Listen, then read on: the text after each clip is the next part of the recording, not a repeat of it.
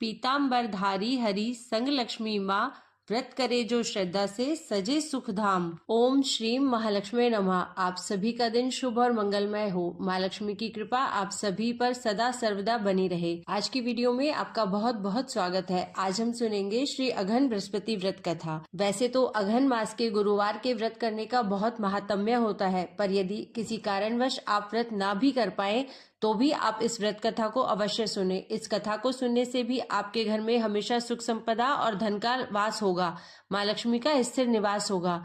श्री अघन बृहस्पति व्रत कथा या श्री महालक्ष्मी की व्रत कथा के श्रवण और पठन करने से दुख दरिद्रता दूर हो जाती है। श्री महालक्ष्मी माता की कृपा से सुख संपत्ति ऐश्वर्य प्राप्त होता है, मन की इच्छाएं पूरी होती हैं। श्री महालक्ष्मी माता के अनेक रूप तथा नाम हैं।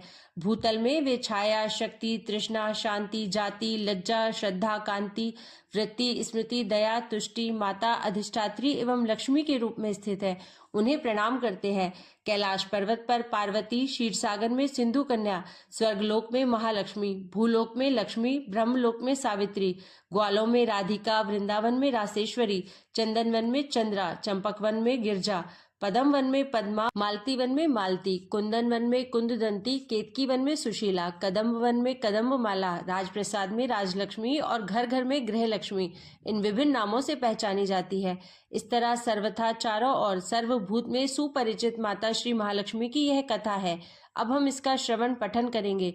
भारतवर्ष के सौराष्ट्र देश में द्वापर युग की यह कहानी हुई है। सौराष्ट्र में उस समय भद्रश्रवा नाम के राजा थे। वे बड़े पराक्रमी राजा थे। 4 वेद, 6 शास्त्र, 18 पुराणों का उन्हें ज्ञान था। उनकी रानी का नाम सूरत चंद्रिका था। रानी दिखने में सुंदर और सुलक्षणा थी तथा पतिव्रता थी। उन दोनों को 7 पुत्र तथा उसके बाद एक कन्या का वरदान मिला था। कन्या का नाम श्यामबाला था। एक बार महालक्ष्मी जी के मन में विचार आया कि जाकर उस राजा के राजप्रसाद में रहे। इससे राजा को दुगनी धन दौलत की प्राप्ति होगी और वह इस धन दौलत से अपनी प्रजा को और सुख दे पाएगा। गरीब के घर अगर रहे और उसे धन दौलत प्राप्त हो तो वह स्वार्थी की तरह केवल अपने ऊपर ही खर्च करेगा। यह सोचकर श्री महालक्ष्मी जी ने बूढ़ी ब्राह्मण स्त्री का रूप धारण किया। हाथ में लाठी लिए लाठी के सहारे रानी के द्वार तक पहुंची। यद्यपि उन्होंने बूढ़ी औरत का रूप धारण किया था, पर उनके चेहरे पर देवी का तेज था। उन्हें देखते ही एक दासी सामने आई। उसने इनका नाम, धाम, काम, धर्म पूछ डाला। वृद्ध ब्राह्मणी का रूप धारित माता लक्ष्मी ने कहा, बालिके, मेरा नाम कमला है। मेरे पति का नाम भुवनेश है। हम द्वारिका में रहते हैं। तुम्हारी रानी पिछले जन्म में एक वैश्य की पत्नी थी। वह वैश्य गरीब था। दरिद्रता के कारण हर रोज घर में झगड़े होते थे तथा उसका पति रोज उसे मारता था। इन बातों से तंग आकर वह घर छोड़कर चली गई तथा जंगल में खाली पेट भटकने लगी। उसकी इस दुर्दशा पर मुझे दया आई। तब मैंने उसे सुख संपत्ति देने वाली श्री महालक्ष्मी की कथा सुनाई। मेरे कहने पर उसने श्री महालक्ष्मी का व्रत किया। श्री महालक्ष्मी प्रसन्न हुई। उसकी गरीबी दूर हुई। उसका घर संसार, दौलत, संतति, संपत्ति से भर गया। बाद में पति पत्नी दोनों परलोक सिधारे। लक्ष्मी व्रत करने के कारण वे लक्ष्मी लोक में रहे। उन्होंने जितने साल महालक्ष्मी का व्रत किया उतने हजारों साल उन्हें सुख भोग मिला। इस जन्म में उसका जन्म राजघराने में हुआ है, परंतु वह श्री महालक्ष्मी का व्रत करना भूल गई है।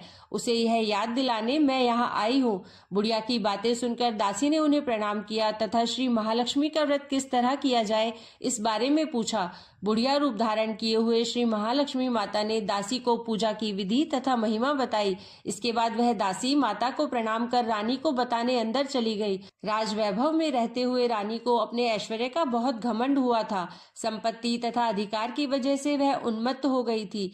दासी द्वारा बताई गई बुढ़िया की बातें सुनकर वह आग बबूला होकर राजद्वार पर आकर बुढ़िया रूपी श्री महालक्ष्मी पर बरस पड़ी।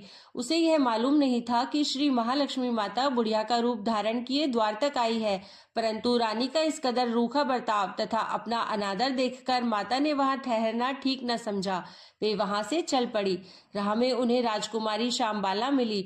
उन्होंने श्यामबाला को सारी बात बताई। श्यामबाला ने अपनी ओर से श्री महालक्ष्मी माता से क्षमा मांगी। माता को उस पर दया आई। उन्होंने श्यामबाला को श्री महालक्ष्मी व्रत के बारे में बताया। उस दिन अघन मार्गशीर्ष माह का पहला गुरुवार था। श्यामबाला ने परम श्रद्धा से श्री महालक्ष्मी का व्रत रखा। फलस्वरूप राजा सिद्धेश्वर के सुपुत्र मालाधर से उसका विवाह हुआ। वह धन दौलत ऐश्वर्य वैभव से माला माल हो गई। पति के साथ ससुराल में आनंद से दिन बिताने लगी। इधर श्री महालक्ष्मी का रानी पर प्रकोप हुआ। फलस्वरूप राजा भद्रश्रवा का राज्य एवं राज कारोबार नष्ट हो गया। यहाँ तक कि खाने के लाले पड़ गए। ऐसी हालत में एक दिन रानी ने राजा से निवेदन किया, हमारा दामाद इतना बड़ा राजा है, धनवान है, ऐश्वर्यशाली है, क्यों ना उसके पास जाए, अपना हाल उसे बताए, वह जरूर हमारी मदद करेगा। इस बात पर राजा भद्रश्रवा दामाद के पास रवाना हुए। राज्य में पहुंचकर एक तालाब के किनारे थोड़ी देर विश्राम लेने के लिए ठहरे। तालाब से पानी लेने आते जाते दासियों ने उन्हें देखा। उन्होंने विनम्रता से उनकी पूछताछ की। जब उन्हें यह मालूम हुआ कि वे रानी शामबाला के पिता है तो दौड़ते हुए जाकर उन्होंने रानी को सारी बात बताई। रानी ने दासी के हाथ राज परिधान भेजकर बड़े ठाट से उनका स्वागत तथा आदर सत्कार किया, खान पान करवाया। जब वे लौटने लगे तो सोने की मोहरों से भरा घड़ा दिया। राजा भद्रश्रवा जब वापस लौटे तो उन्हें देखकर रानी सूरज चंद्रिका खुश हुई। उन्होंने सोने की मोहरों से भरे घड़े का मुंह खोल दिया, पर हाय भगवान, घड़े में धन के बदले कोयले मिले। यह सब श्री महालक्ष्मी के प्रकोप से हुआ। इस प्रकार दुर्दशा में और कई दिन बीत गए। इस बार रानी स्वयं अपनी कन्या के पास गई। वह दिन अगहन माह का अंतिम गुरुवार था। शामबाला ने श्री महालक्ष्मी का व्रत किया, पूजा की, अपनी माता से भी व्रत करवाया। इसके बाद रानी अपने घर आई। श्री महालक्ष्मी का व्रत रखने पर उसे फिर से अपना राजपाट, धन दौलत, ऐश्वर्य प्राप्त हुआ। वह फिर से सुख, शांति, आनंदमय जीवन बिताने लगी। कुछ दिनों बाद राजकन्या शामबाला अपने पिता के घर आई। उसे अपने घर देखकर सूरज चंद्रिका को पुरानी बातें याद आई। यह कि शामबाला ने अपने पिता को घड़ा भर कोयला दिया था और उसे तो कुछ भी नहीं दिया था। इसी कारण शामबाला को पिता के घर आने पर उसका कोई आदर आतिथ्य नहीं हुआ, बल्कि अनादर हुआ। पर उसने इस बात का बुरा नहीं माना। अपने घर लौटते समय उसने पिता के घर से थोड़ा नमक ले लिया। अपने घर लौटने पर उसके पति ने पूछा, अपने मायके से क्या लाई हो? इस पर उसने जवाब दिया, वहां का सार लाई हूँ। पति ने पूछा, इसका मतलब क्या हुआ? शामबाला ने कहा, थोड़ा धीरज रखे, सब मालूम हो जाएगा। उस दिन शामबाला ने सारा भोजन नमक डाले बिना बनाया और परोसा। पति ने खाना चखा। सारा खाना नमक बिना था, इसलिए स्वाद नहीं आया। फिर शामबाला ने थाली में नमक डाला, इससे सारा भोजन स्वादिष्ट लगने लगा। तब शामबाला ने पति से कहा, यही है वह मायके से लाया हुआ सार। पति को उसकी बात सही लगी। फिर वह दोनों हंसी मजाक करते हुए भोजन करने लगे। कहा गया है कि इस तरह जो कोई श्रद्धा भाव से श्री महालक्ष्मी जी की पूजा करे, उसे माता की कृपा प्राप्त होती है, सुख, संपत्ति, शांति प्राप्त होती है, उसकी सभी मनोकामनाएं पूरी होती है।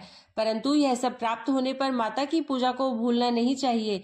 हर गुरुवार को व्रत पाठ अवश्य करना चाहिए। इस तरह श्री महालक्ष्मी की महिमा भक्तों की मनोकामना पूरी करती है।